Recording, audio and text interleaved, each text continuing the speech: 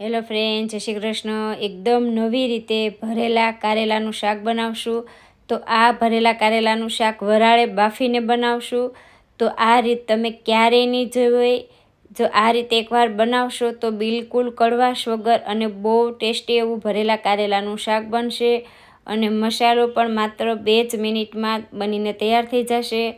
તો ચાલો બનાવવાનું શરૂઆત કરીએ. તો તેના માટે વજનમાં 300 ગ્રામ મેં કારેલા લીધા છે. અને આ રીતના મીડિયમ હોય એવા કારેલા લેવાના, કેમ કે આ કારેલા આપણે આખા ભરીને બનાવવાના છે. તો આ રીતના મીડિયમ એવા કારેલા લઈ ધોઈને સાફ કરી આ રીતે બંને સાઈડ ડીટિયાનો ભાગ કાઢી ઉપરથી એકદમ પતલી પતલી છાલ કાઢી લેશું. વધારે કાઢવાની જરૂર નથી, માત્ર પતલી પતલી જ કાઢી અને આ રીતે કારેલું તૈયાર કરી અને ચપ્પુથી આપણે આ રીતે કટ કરશું. હવે આ રીતે કારેલું પહોળું કરી અને અંદરનો જે બિયાનો ભાગ છે એ આપણે કાઢી લેશું. તો જે અંદરનો બિયાનો ભાગ છે એ બધો જ કાઢી લેવાનો છે. તો આ રીતે ચપ્પુ વડે આપણે બધો જ બિયાનો ભાગ કાઢી લેવાનો, કેમ કે મસાલો ભરી અને આપણે બાફીને આ શાક તૈયાર કરવાના છીએ. એટલે આ રીતે બધા જ બિયાનો ભાગ કાઢી અને મેં બધા જ કારેલાને આ રીતે તૈયાર કરી લીધા. હવે મસાલો આપણે તૈયાર કરશું. તો તેના માટે મેં જે તીખું ચવાણું આવે છે તે લીધું છે. આ ચવાણું એકદમ ચટપટું અને ટેસ્ટી હોય છે, એટલે મસાલા પણ આપણે એકદમ ઓછા કરશું. તો 1.5 વાટકી ચવાણું, થોડી લસણની કળી, 1 ચમચી વરિયાળીનો સ્વાદ ખૂબ જ સરસ આવશે એટલે ચોક્કસ એડ કરવાની. બધી વસ્તુને મિક્સર જારમાં આપણે આ રીતનો અધકચરો ભૂકો તૈયાર કરશું.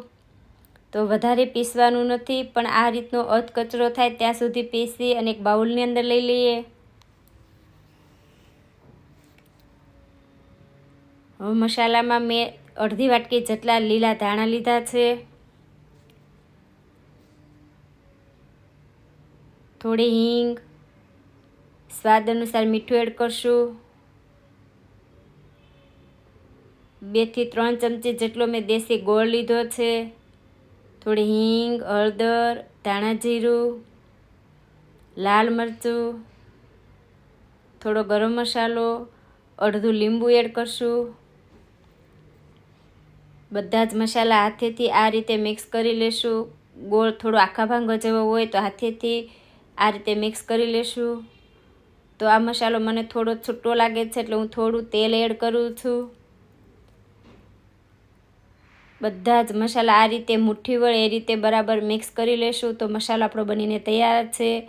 તો હવે આપણે કારેલા ભરી લેશું. વચ્ચે તમારે ટેસ્ટ કરવો હોય તો મસાલો થોડો ટેસ્ટ કરી લેવાનો, એટલે તમારે મીઠું કે ગોળ એડ કરવા હોય તો તમે કરી શકો.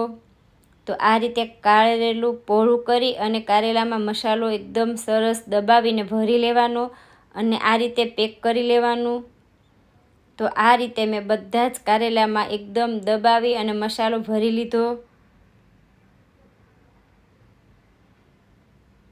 તો જે મસાલો વધ્યો છે એ આપણે શાકમાં લેવાનો છે. તો એક તપેલીની અંદર મેં પાણી ગરમ કરવા મૂક્યું છે. ઉપર આ રીતની કાણાવાળી ડીશ લીધી છે, એની અંદર આ રીતે કારેલા સરસ રીતે ગોઠવી દેશું. અને આ કારેલા એકદમ સરસ રીતે પેક થઈ જાય એ રીતે ઢાંકણ ઢાંકી અને વરાળે 15 મિનિટ માટે આ કારેલાને બાફી લેવાના. ગેસની ફ્લેમ હાઈ રાખશું. તો તમારા કારેલા આ રીતના મીડિયમ આવા હશે તો 15 જ મિનિટમાં એકદમ સરસ રીતે કારેલા બફાઈ જશે. તો આ રીતે ચપ્પુ વડે આપણે 15 મિનિટ થાય એટલે કારેલાને ચેક કરી લેવાના. તો કારેલા સરસ બફાઈ ગયા છે. હવે એક પેનની અંદર 3 પાવડા જેટલું મેં તેલ લીધું છે. તેલ ગરમ થાય એટલે રાઈ, જીરું, એક મોટી સાઈઝની મેં ડુંગળી લીધી છે, એકદમ નાની કટ કરીને લેવાની, મિક્સ કરી લેશું. હવે એક ટામેટું લીધું છે, એને પણ એકદમ નાની સાઈઝના ટુકડા કરીને લીધા, બરાબર મિક્સ કરી લેશું. અને આ ડુંગળી અને ટામેટાને એકદમ સરસ રીતે કૂક થઈ જાય ત્યાં સુધી કૂક થવા દેશું. તો મસાલામાં હિંગ, હળદર, ધાણા જીરું, લાલ મરચું અને થોડું મીઠું લીધું છે. બસ ડુંગળી અને ટામેટાં પૂરતી જ આપણે મસાલા કરવાના છે. બરાબર મિક્સ કરી અને આ બંને એકદમ સરસ રીતે કૂક થઈ જાય ત્યાં સુધી ઢાંકી અને માત્ર 1 થી 2 મિનિટ માટે આપણે કૂક થવા દઈશું. તો ટામેટું અને ડુંગળી સરસ કૂક થઈ ગયા છે, તેલ પણ છૂટું પડી ગયું. તો બરાબર મિક્સ કરી અને જે કારેલા બાફ્યા છે એડ કરશું.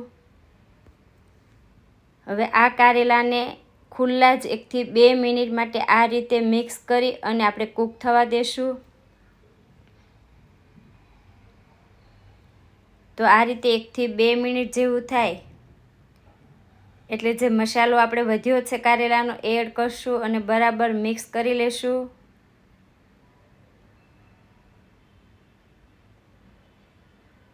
તો આ રીતે 1 થી 2 મિનિટ જેવું થઈ જાય એટલે આપણું આ શાક બનીને તૈયાર છે. તમારે જો આ રીતે શાક ખાવું હોય તો તમે આ રીતે પણ શાક ખાઈ શકો, પણ હું આ શાકમાં થોડી ગ્રેવી કરીશ એટલે એ માટે મેં અડધીથી પોણી વાટકી જેટલું પાણી એડ કર્યું છે. પાણી એડ કરી બરાબર મિક્સ કરી અને હવે 1 મિનિટ માટે આ શાકને આપણે ઢાંકી અને કૂક થવા દેશું. તો આ રીતે ફેરવી અને ઢાંકણ બંધ કરી અને 1 મિનિટ માટે આ કારેલાને આપણે કૂક થવા દેવાના છે. તો 1 મિનિટ થાય એટલે ઢાંકણ ખોલી અને આ કારેલાને આપણે ચમચા વડે ફેરવી લેવાના. આ રીતે ગ્રેવીમાં જ બરાબર આપણે કારેલાને મિક્સ કરી લેશું. ઢાંકી અને પાછા 1 મિનિટ માટે આપણે કૂક થવા દેશું.